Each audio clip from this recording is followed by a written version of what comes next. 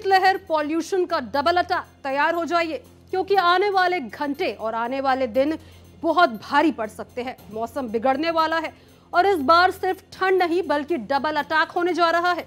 हाँ, आपने सही सुना, देश में ठंड का प्रकोप इस कदर तेज हो रहा है कि पहाड़ी ही नहीं, मैदानी इलाकों में भी हाल बेहाल है। जहां एक तरफ शीतलहर अपना कहर दिखाने को तैयार है, तो दूसरी तरफ आसमान भी खुलकर बरसने को बेताब है। आईएमडी ने कई इलाकों के लिए अलर्ट जारी कर दिया है। दिल्ली एनसीआर में तापमान में गिरावट के साथ ही जहरीली हवा का असर जारी है। देखिए ये रिपोर्ट।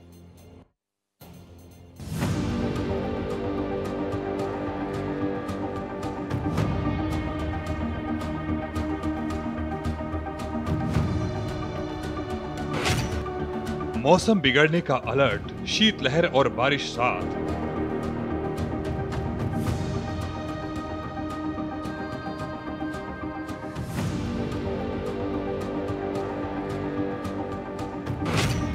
डबल अटैक की दस्तक, ठंड और बारिश दोनों तैयार।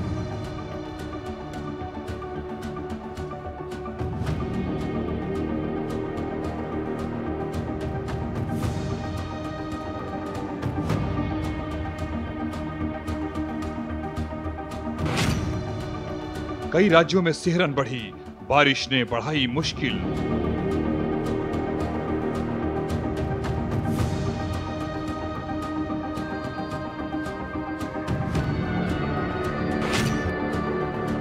ठंड और प्रदूषण की दोहरी मार।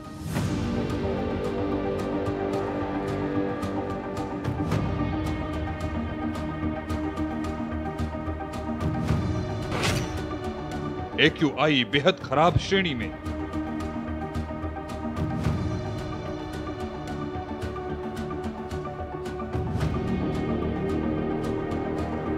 देश भर में मौसम इन दिनों तेजी से करवट ले रहा है और ठंड का प्रकोप लगातार बढ़ता जा रहा है। दिल्ली में शीतलहर का असर और तेज होने की उम्मीद है। वहीं उत्तर प्रदेश, पंजाब, हरियाणा में भी शीतलहर का प्रकोप बढ़ सकता है। चूंकि वायु प्रदूषण का प्रभाव काफी जटिल है, फिर भी एक ताजा अध्ययन कहती है कि दिल्ली में सर्दियों में या वायु प्रदूषण के चलते 17,000 अधिक मौतें होती हैं, जो सीधे सीधे वायु प्रदूषण के चलते होती है।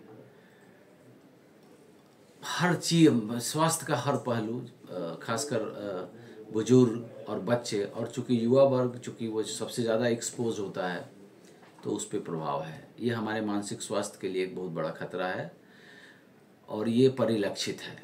तो क्या कब तक हम केवल डाटा पे बात करेंगे या इस इश्यू पे बात करते रहेंगे, बोलते रहेंगे, समझते रहेंगे? आखिर हम वो कदम कब उठाएंगे? ये तो इसमें कोई शक नहीं है कि दिल्ली की वायु प्रदूषण कोई आसान समस्या नहीं, बहुत ही जटिल, और उसको विकराल कहना ज़्यादा मुफीद होगा, या उसको नए शब्दावली में हम उसको एरोपोकैलिप्स भी कह सकते हैं। एक महाविनाश की तरफ हम बढ़ रहे हैं। देश के उत्तरी हिस्सों में कड़ाके की ठंड पड़ रही है। दक्षिणी राज्यों में बारिश और तूफान ने लोगों की मुश्किलें बढ़ा दी है। मौसम विभाग ने तमिलनाडु, आंध्र प्रदेश और केरल में भारी बारिश की चेतावनी जारी की है, जिसकी वजह से चेन्नई और आसपास के कई जिलों में स्कूलों को बंद रखने का आदेश दिए गए हैं। और सीएनजी के बाद हमें लगा कि हमारी हवा साफ हुई है, और वाकई हमारी हवा साफ हुई, पर धीरे धीरे जो सूक्ष्म कण हैं उनकी मात्रा बढ़ने लगी। पहले जहां हम PM10 तक की बड़े बड़े कणों की बात करते थे, हवा में जो एरोसोल्स है, पर अब ये उसका स्थान छोटे छोटे कणों ने लेना शुरू किया। और इतना ही नहीं, प्रदूषण के और सारे सूचकांक भी की मात्रा भी बढ़ने लगे, क्योंकि हमारा यूज पैटर्न, हमारा कार्यकलाप काफ़ी बदल गया। और लगभग 2010 के बाद से तो यह सामूहिक सालाना समस्या हो गई है। हालांकि इसको हम रियलाइज नहीं कर पाते हैं। अगर किसी और देश, किसी विकसित देश की ये बात रहती तो इसे कब का सार्वजनिक स्वास्थ्य का अपालगात घोषित किया जा चुका है। आईएमडी के मुताबिक दक्षिण पश्चिम बंगाल की खाड़ी में एक निम्न दाब का क्षेत्र बना हुआ है। इसके ऊपरी वायुमंडल में चक्रवाती हवाओं का घेरा भी मौजूद है, जो आने वाले दिनों में देश के मौसम पर महत्वपूर्ण प्रभाव डाल सकता है। इस वजह से कुछ इलाकों में भारी बारिश और तूफानी हवाओं की संभावना बनी हुई है। इसके असर से तमिलनाडु में 23 नवंबर तक कई जगहों पर हल्की से मध्यम बारिश होगी। हमें जो शॉर्ट टर्म या इमरजेंसी मोड में रहने की जो आदत है उससे बाहर निकलना होगा। कहते हैं कि जैसे पानी पे हमारा विचार था कि हमने नदियों को या छोटे छोटे इकाइयों में उसको देखना शुरू किया, बाद में पता चला कि नहीं, उसको हम एक बड़े पैमाने पे देखना पड़ेगा, वाटर शेड की तरह देखना पड़ेगा। वैसे ही दिल्ली की समस्या का अगर कोई समाधान हमें ढूंढना है तो हमें उसे एक बड़े पैमाने पे पूरे NCR, जिसमें हरियाणा, उत्तर प्रदेश, राजस्थान,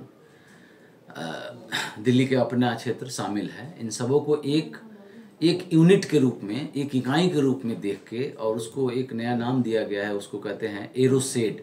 जैसे वाटर शेड है वैसे एरोसेड के कॉन्टेक्स्ट में देख के हमें अपने कानून, हमें अपने कार्यकलाप ठीक करने होंगे, नियम बनाने होंगे, उसको लागू करने होंगे, तभी इससे समग्र रूप से निजात पाया जा सकता है। केरल और माहे में 20 से 23 नवंबर तक बारिश का दौर रहेगा। इस तरह अंडमान निकोबार द्वीप समूह में 19 से 22 नवंबर तक भारी से अति भारी बरसात हो सकती है। गरज चमक के साथ आकाशीय बिजली की भी आशंका है। उत्तर पश्चिम मध्य और पूर्वी भारत के कई मैदानी इलाकों में न्यूनतम तापमान सामान्य से 2 से 4 डिग्री सेल्सियस कम बना हुआ है। पश्चिम मध्य प्रदेश में 19 नवंबर तक कुछ हिस्सों में शीतलहर की स्थिति रह सकती है। 20 से 21 नवंबर को अलग अलग जगहों पर शीतलहर रहेगी। अच्छी ठंड, अच्छी बरसात हो या अच्छी गर्मी हो, एक स्वस्थ पर्यावरण के लिए, एक अच्छी खेती के लिए, एक अच्छे जंगल के लिए, एक अच्छे इंसानी जीवन के लिए बहुत अनिवार्य है। लेकिन इस बार की जो ठंड है उसको स्वस्थ ठंड कहना थोड़ा सा कठिन होगा। हाँ, निश्चित ही ये जो है, जो पूरा विश्व जलवायु परिवर्तन की मार झेल रहा है, अब उस दायरे में भारत सीधे आ गया है। तभी अभी आप देखेंगे कि साउथ के राज्यों में अभी भी तगड़ी बरसात हो रही है। जो लौटता पूर्वी मानसून है वो तगड़ी बारिश कर रहा है। पूर्वी राजस्थान, पूर्वी मध्य प्रदेश, छत्तीसगढ़, मराठवाड़ा, तेलंगाना और विदर्भ में भी 20 नवंबर के दौरान अलग अलग स्थानों पर शीतलहर की चेतावनी है। मछुआरों को सलाह दी गई है कि 22 नवंबर तक प्रभावित समुद्री क्षेत्रों में न जाएं। हमारे यहाँ एक अलग ही रिवाज है जिसमें स्वास्थ्य को हम सबसे बाद में देखते हैं। इवन अगर हम इसके आर्थिक नुकसान को भी देखें तो प्रदूषण, वायु प्रदूषण के चलते होने वाले दुष्परिणामों में एक दुष्परिणाम ये है कि यह हमारे GDP को भी अफेक्ट करता है। लगभग 2%, 1.5 से 2% के बीच हमारे राष्ट्रीय GDP का हिस्सा वायु प्रदूषण की भेंट चढ़ जाता है।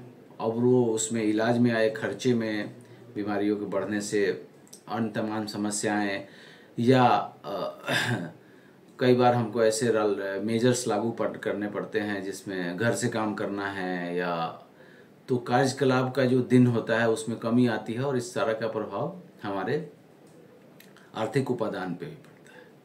पर इन सब से इतर इसका एक बहुत ही खतरनाक पहलू है, और वो है हमारे स्वास्थ्य पे इसका प्रभाव। ओडिशा के 4 जिलों में शीतलहर की चेतावनी। IMD ने ओडिशा की राजधानी भुवनेश्वर और 4 जिलों के लिए शीतलहर की चेतावनी जारी की है। सोमवार को उदयगिरी 5.4 डिग्री सेल्सियस तापमान के साथ राज्य का सबसे ठंडा स्थान रहा। मंगलवार सुबह तक झारसुगुड़ा, खोरधा, सुंदरगढ़ और कंधमाल जिलों के लिए शीतलहर को लेकर येलो अलर्ट जारी किया गया। कटक, भुवनेश्वर और अंगुल में शीतलहर की स्थिति बनी रहेगी। तो सर्दी आते ही इन्वर्जन लेयर्स सतह के काफ़ी नज़दीक आ जाता है, तो पोल्यूशन की मात्रा बढ़े ना बढ़े, पोल्यूशन का कॉन्सेंट्रेशन बढ़ जाता है, तो उसका प्रभाव भी बढ़ जाएगा। दूसरी चीज़, दिल्ली जैसी जगह पे है, लैंडलॉक सिटी है, और इसके कम से कम 2 तरफ अरावली पहाड़ है। इससे एक तरीके का बाउल जैसी, एक कटोरे जैसी स्थिति है कि जहाँ प्रदूषण को बाहर निकलने का रास्ता नहीं बनता है। तो इन दोनों, और ऊपर से हमारे अपने प्रदूषण इतने हैं, हमारे अपने सोर्सेज इतने हैं, जबकि हम सोचते हैं सारा ठिकरा क्यों नहीं पराली और दिवाली पे मढ़ के, पर ये परिस्थिति अगर नहीं बदली तो इसके परिणाम अब हमारे सामने हैं। शायद ये इतिहास में पहली बार हुआ है कि कहीं प्रदूषण की छुट्टी देने की परंपरा शुरू हुई है। हमारे स्कूल कॉलेज बंद किए जाते हैं, पर क्या हम इससे पार पा सकते हैं? हमारे पास वैश्विक उदाहरण है, जैसे कि लॉस एंजल्स है। सेम परिस्थितियां थी और उन्होंने इससे निजात पाई। ओडिशा के जिलों में न्यूनतम तापमान में कोई बड़ा परिवर्तन नहीं हुआ है। यह सामान्य से लगभग 5 से 7 डिग्री सेल्सियस कम है। अचानक सर्दी पड़ने से ओडिशा के कई स्थानों में सामान्य जनजीवन बुरी तरह प्रभावित हुआ है। जो ला नीना असर है, जो भूमध्य रेखीय प्रशांत महासागर के कारण उत्पन्न होता है, जिसके कारण साइबेरियन उच्च दबाव की प्रणाली निर्मित होती है, उसका असर देश के बड़े हिस्से पर पड़ने लगा है। इस बार दिवाली पर भी हल्की सी ठंड थी और धीरे धीरे अभी जो आज की तारीख में राजस्थान में जो एकमात्र पहाड़ी क्षेत्र है आबू रोड, उस पे 0 डिग्री टेम्परेचर है और जबकि करीबन 7 जिलों में शीतलहर की चेतावनी का येलो अलर्ट दे दिया गया है। याद करें, पिछले 2 बार से हमारे हिमालय और कश्मीर के राज्यों में बर्फ देर से पड़ी, या बर्फ पड़ी भी तो सूखी बर्फ पड़ी, बरसात नहीं हुई। उसका असर वहाँ सेब फल के उत्पादन से लेकर केसर के उत्पादन तक सभी पे पड़ा। उत्तर भारत से लगातार आ रही उत्तर पश्चिमी हवाओं के कारण शीतलहर की स्थिति बनी हुई है।